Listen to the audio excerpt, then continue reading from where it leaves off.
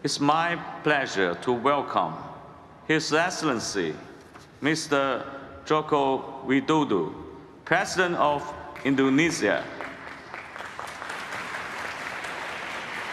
Your Excellency, you have the floor.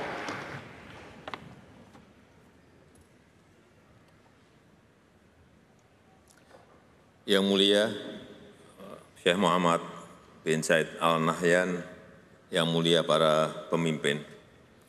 Posisi Indonesia sudah jelas, membangun Indonesia yang resilient, prosperous, sustainable, and inclusive economy. Kami ingin bekerja keras mencapai net zero emission di tahun 2060 atau lebih awal, sekaligus menikmati pertumbuhan ekonomi yang tinggi, kemiskinan dan ketimpangan yang terus diturunkan secara signifikan, serta lapangan kerja yang terus tercipta. Saya yakin banyak negara berkembang mempunyai posisi yang sama dengan Indonesia. Tetapi agenda ini tidak bisa dilakukan oleh masing-masing negara.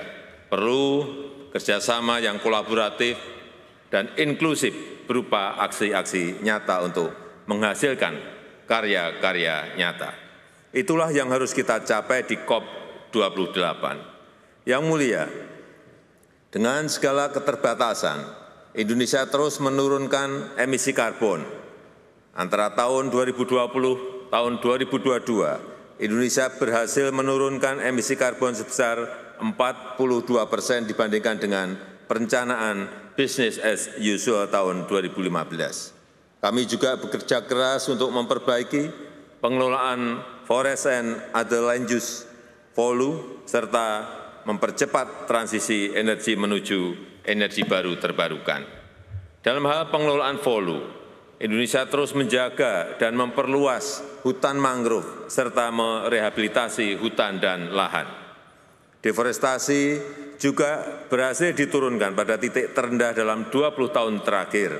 Pembangunan persemaian juga kita lakukan dalam skala besar dengan kapasitas total sekitar 75 juta bibit per tahun juga sudah mulai efektif berproduksi.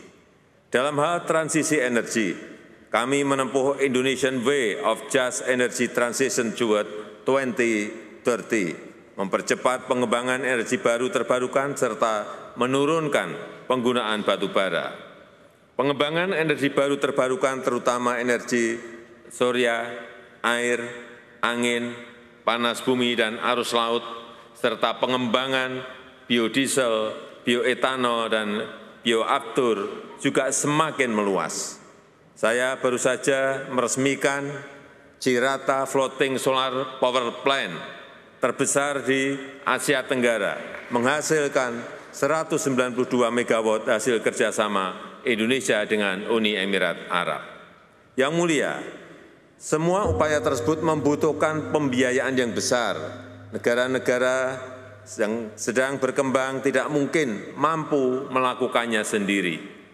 Indonesia butuh investasi lebih dari 1 triliun US dollar untuk net zero emission 2060. Indonesia mengundang kolaborasi dari mitra bilateral, investasi swasta, dukungan filantropi, dan dukungan negara-negara sahabat.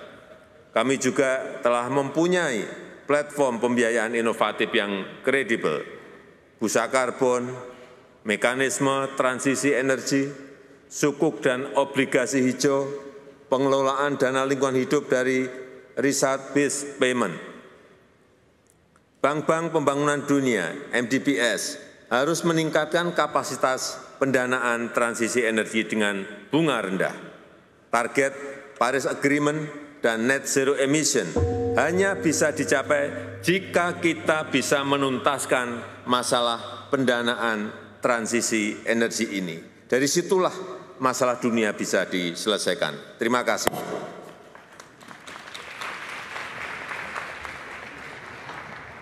Thank you, Excellency.